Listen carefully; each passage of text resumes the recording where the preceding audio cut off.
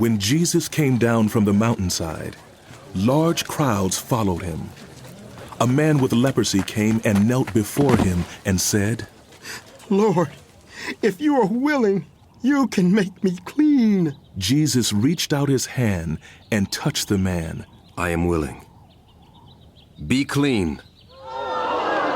Immediately he was cleansed of his leprosy. Then Jesus said to him, "See that you don't tell anyone, but go, show yourself to the priest and offer the gift Moses commanded as a testimony to them." When Jesus had entered Capernaum, a centurion came to him asking for help. "Lord," he said, "my servant lies at home paralyzed, suffering terribly." Jesus said to him, "Shall I come and heal him?" The centurion replied, "Lord, I do not deserve to have you come under my roof, but just say the word and my servant will be healed. For I myself am a man under authority, with soldiers under me. I tell this one, go, and he goes, and that one, come, and he comes. I say to my servant, do this, and he does it." When Jesus heard this, he was amazed and said to those following him, "Truly, I tell you, I have not found anyone in Israel with such great faith. I say to you that many will come from the east and the west and will take their places at the feast with Abraham, Isaac, and Jacob in the kingdom of heaven. But the subjects of the kingdom will be thrown outside into the darkness, where there will be weeping and gnashing of teeth." Then Jesus said to the centurion, "Go. Yes, Lord." Let it be done just as you believed it would." And his servant was healed at that very hour. When Jesus came into Peter's house, he saw Peter's mother-in-law lying in bed with a fever. He touched her hand, and the fever left her, and she got up and began to wait on him. When evening came, many who were demon-possessed were brought to him, and he drove out the spirits with a word and healed all the sick. This was to fulfill what was spoken through the prophet Isaiah. He took up our infirmities and bore our diseases. When Jesus saw the crowd around him, he gave orders to cross to the other side of the lake. Then a teacher of the law came to him and said, "Teacher, I will follow you wherever you go." Jesus replied, "Foxes have holes and birds have nests, but the Son of Man has no place to lay his head." Another disciple said to him, "Lord, first let me go and bury my father." But Jesus told him, "Follow me, and let the dead bury their own dead." Then he got into the boat, and his disciples followed him. Suddenly, a furious storm came up on the lake, so that the waves swept over the boat. But Jesus was sleeping. The disciples went and woke him, saying, He replied, We're gonna drown! "You of little faith, why are you so afraid?" Then he got up and rebuked the winds and the waves. "Quiet! Be still." And it was completely calm. The men were amazed and asked, "What kind of man is this? Even the winds and the waves obey him." When he arrived at the other side in the region of the Gadarenes, 2 demon-possessed men coming from the tombs met him. They were so violent that no one could pass that way. "What do you want with us, Son of God? Have you come here to torture us before the appointed time?" Some distance from them, a large herd of pigs was feeding. The demons begged Jesus, "If you drive us out, send us into the herd of pigs." He said to them, "Go!" So they came out and went into the pigs. And the whole herd rushed down the steep bank into the lake and died in the water. Those tending the pigs ran off, went into the town and reported all this, including what had happened to the demon-possessed men. Then the whole town went out to meet Jesus. And when they saw him, they pleaded with him to leave their region. Jesus stepped into a boat, crossed over, and came to his own town. Some men brought to him a paralyzed man lying on a mat. When Jesus saw their faith, he said to the man, Take heart, son. Your sins are forgiven. Yes, Master. At this, some of the teachers of the law said to themselves, This fellow is blaspheming. Knowing their thoughts, Jesus said, Why do you entertain evil thoughts in your hearts? Which is easier, to say, Your sins are forgiven, or to say, Get up and walk? But I want you to know that the Son of Man has authority on earth to forgive sins. So he said to the paralyzed man, Get up, Yes, Master. take your mat, and go home. Then the man got up and went home. When the crowd saw this, they were filled with awe, and they praised God who had given such authority to human beings. As Jesus went on from there, he saw a man named Matthew sitting at the tax collector's booth. Follow me. He told him, and Matthew got up and followed him.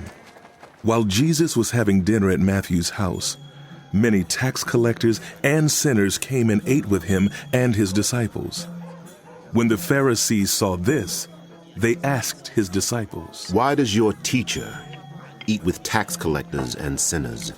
On hearing this, Jesus said, It is not the healthy who need a doctor, but the sick. But go and learn what this means. I desire mercy, not sacrifice.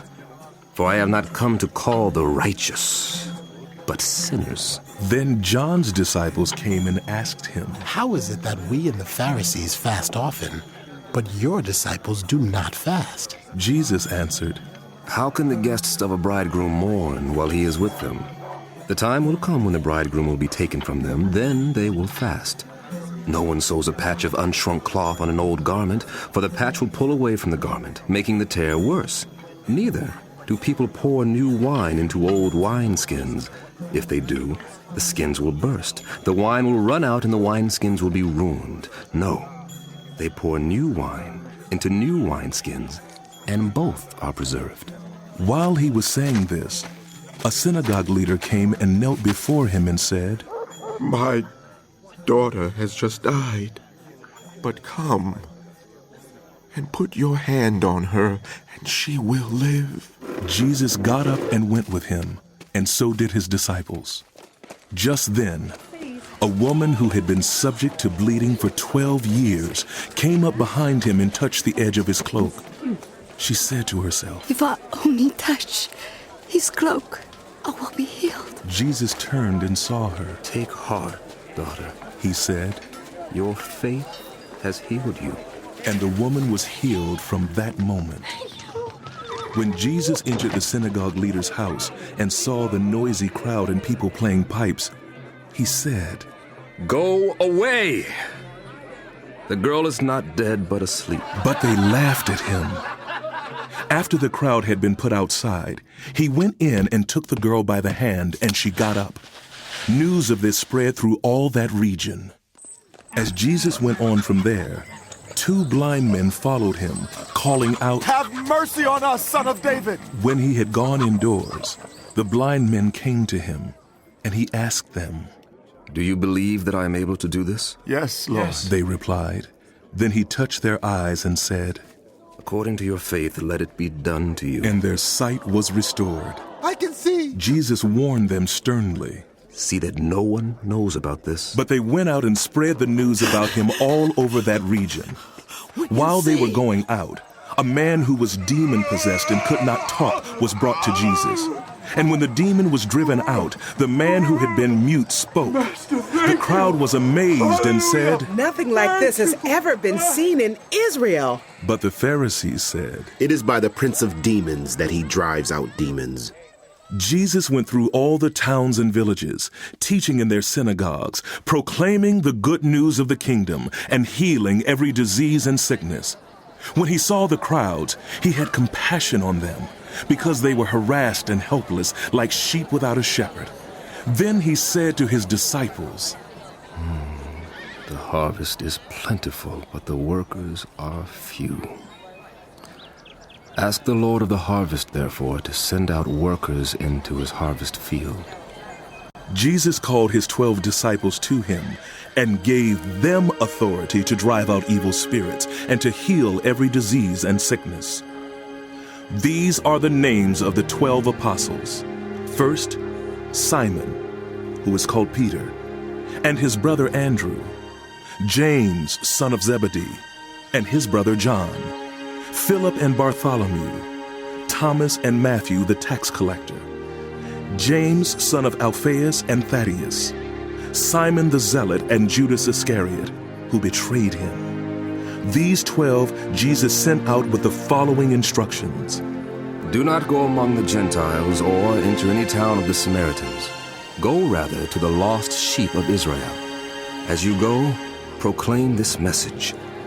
The kingdom of heaven has come near. Yes, Rabbi. Heal the sick, raise the dead, cleanse those who have leprosy, drive out demons. Freely you have received, freely give. Yes, Master. Do not get any gold or silver or copper to take with you in your belts. No bag for the journey, or extra shirt or sandals or a staff, for workers are worth their keep. Whatever town or village you enter, search for some worthy person there and stay at that person's house until you leave. As you enter the home, give it your greeting. If the home is deserving, let your peace rest on it. If it is not, let your peace return to you.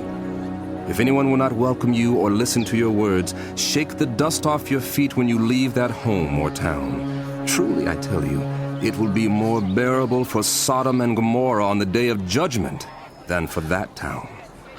I am sending you out like sheep among wolves. Therefore, be as shrewd as snakes and as innocent as doves. Be on your guard. You will be handed over to the local councils and be flogged in the synagogues. On my account, you will be brought before governors and kings as witnesses to them and to the Gentiles. But when they arrest you, do not worry about what to say or how to say it. At that time you will be given what to say. For it will not be you speaking, but the Spirit of your Father speaking through you. Brother will betray brother to death, and a father his child. Children will rebel against their parents and have them put to death. Everyone will hate you because of me. But those who stand firm to the end will be saved. When you are persecuted in one place, flee to another. Truly, I tell you, you will not finish going through the towns of Israel before the Son of Man comes. Students are not above their teacher, nor servants above their master. It is enough for students to be like their teacher and servants like their master. If the head of the house has been called Beelzebul, how much more the members of his household? So do not be afraid of them. There is nothing concealed that will not be disclosed, or hidden that will not be made known. What I tell you in the dark, speak in the daylight. What is whispered in your ear, proclaim from the roofs. Do not be afraid of those who kill the body but cannot kill the soul. Rather, be afraid of the one who can destroy both soul and body in hell. Are not 2 sparrows sold for a penny? Yet not one of them will fall to the ground outside your Father's care. And even the very hairs of your head are all numbered. So, don't be afraid. You are worth more than many sparrows. Whoever publicly acknowledges me, I will also acknowledge before my Father in heaven. But whoever publicly disowns me, I will disown before my Father in heaven. Do not suppose that I have come to bring peace to the earth. I did not come to bring peace, but a sword. For I have come to turn a man against his father, a daughter against her mother, a daughter-in-law against her mother-in-law. Your enemies will be the members of your own household. Anyone who loves their father or mother more than me is not worthy of me. Anyone who loves a son or daughter more than me is not worthy of me. Whoever does not take up their cross and follow me is not worthy of me. Whoever finds their life will lose it, and whoever loses their life for my sake will find it. Anyone who welcomes you welcomes me, and anyone who welcomes me welcomes the one who sent me. Whoever welcomes someone known to be a prophet will receive a prophet's reward, and whoever welcomes someone known to be righteous will receive a righteous person's reward. And if anyone gives even a cup of cold water to one of these little ones who is known to be my disciple, truly I tell you, that person will certainly be rewarded.